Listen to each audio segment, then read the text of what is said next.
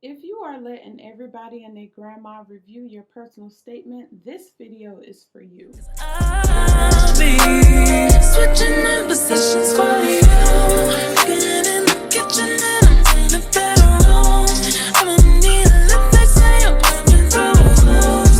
I'ma love it when there's nothing I wouldn't do. But I won't do. Switching for you. Perfect.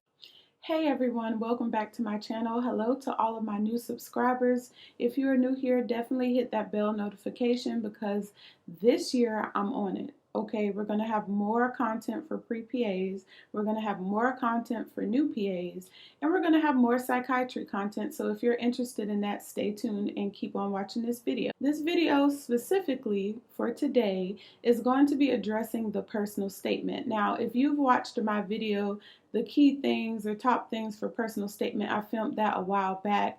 The content that I put in that video is still relevant today, but that's not what I really want to talk about. I want to talk about is those people who are freaking out. They want to get into PA school. Maybe you've applied before. Maybe this is your second or third cycle and you want to revise your personal statement and you're wondering, what is the secret sauce? What am I missing? What do I need to be including? Can I put in my personal statement to engage the admissions committee? And number one, you need to go with your gut. Okay, I'm gonna give you like my top three. This ain't even gonna be a long video because you need to get back to revising your personal statement, but I'm gonna give you three things to think about. Okay, number one, you need to think about what sets you apart from everybody else. What life experiences that you've had that is unique to you? A lot of people think, oh, well, I don't want to put in there that my mom passed away or my dad passed away or my house burnt down or I lost my job or I went 5 years working as a nurse only to find out I really didn't like that, or I don't want to put in there that, I tried going to dental school and that didn't work out, or I tried being a chiropractor and that didn't work out. Why not? Why not? Why are you in your head about including that? Do you not know that that signifies who you are as a person, and it also shows character, perseverance, determination? Why are you putting them people on a pedestal? I know you want to get into PA school, but why literally are you putting them people on a pedestal? Did you forget that those people are people too? They might be PAs, they might be already where you're trying to get to, but that doesn't mean they're God. And that doesn't mean that they can't identify with a certain struggle that you had. So why would you not include that in your personal statement? You might have a personal statement that's like a Lifetime movie and they like, oh my God, we got to get her in here for an interview. I got to ask her how this ends. How did she end up to this place? Oh my God, she's so strong. She overcame cancer. Or she took care of her mother while she had cancer. Like that shows character and strength. Please include all you're going to include um, in your personal statement. I would say number two would be have somebody review your personal statement for grammar and have somebody review your personal statement for content. Those cannot be the same people unless for some reason the person who's reviewing it for content has also a degree or a background in English, grammar, punctuation, or whatever.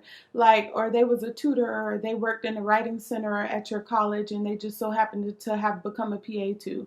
Like, if that happens, okay, then I see the connection. Literally, you need to have somebody review for content after you've already had it critiqued for grammatical, punctuation, subject verb agreement. You get me? Those two cannot be the same people. You cannot go to a writing center at your college and have somebody review for grammatical errors and then also ask them about content.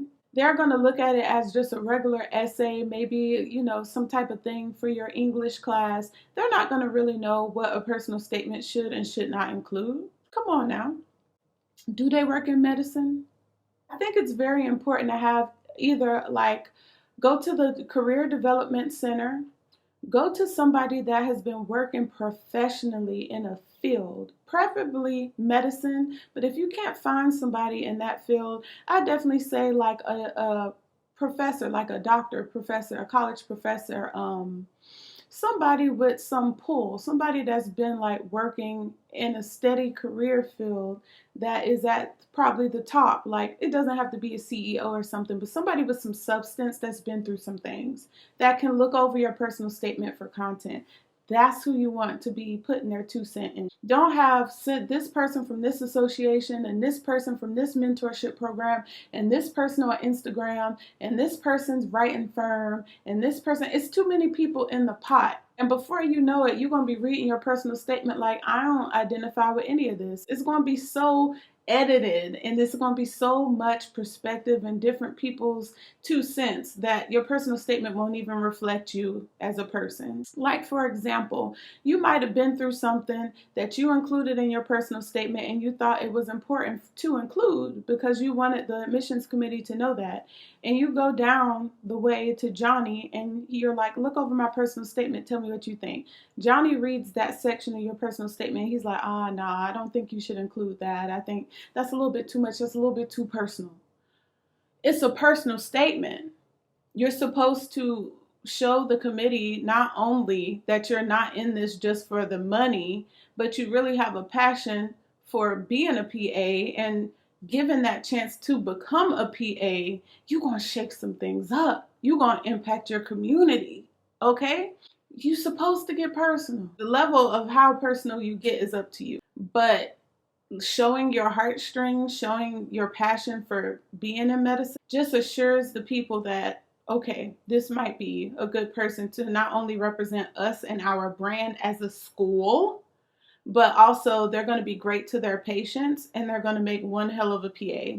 And we get to say that we were the ones that educated this PA to be all that they can be.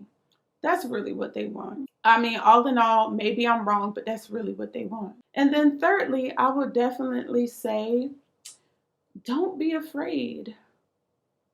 I think overall, you don't need to be afraid. You definitely need to spend time rewriting your personal statement and rewriting your personal statement and rewriting your personal statement. But I wouldn't get no more than 2 people to look over it. Like I told you, grammatical and content. But also, you need to remember who you are and why you're doing this. You need to read over your personal statement yourself for content and ask yourself if you're happy with it. Don't keep delaying thinking that these other people is going to help you get into PA school. The people on the admissions committee want to know you, want to know who you are. Everybody probably got good grades. Most people have a good GPA. Most people have great reference letters.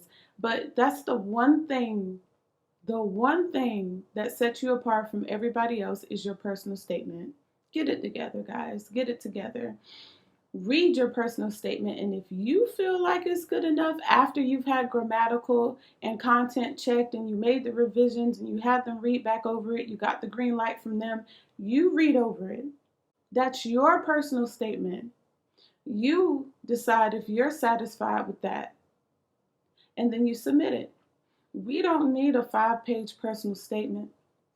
If you can get it down to 1 page, that's great, because I'm sure the admissions committee don't want to be reading 700 applications all with 6 and 5-page personal statement. That's not going to fly. Be concise and be to the point. Like, know what you're trying to say and make it concise but powerful, okay? That's my 3 cents on a personal statement, guys. I know people got books and people got YouTube videos, such as this one, and they got all these other things, but I just wanted to come through to let you know you're smarter than what you think. You know more than what you think. And if anything, you know what sounds good because you've lived your life. So you know what sounds like you. Okay? Discount yourself thinking you need to go get somebody else. Like, yes, you do need a professional to look over, especially somebody in medicine, preferably for your personal statement. But don't forget, you need to read over it too. And you need to make the decision, are you satisfied with that? If you were on the admissions committee, would you want to call this person in for an interview? No life experience is too small or too big to include in your personal statement. That's just my 3 cents. I hope you enjoyed this video.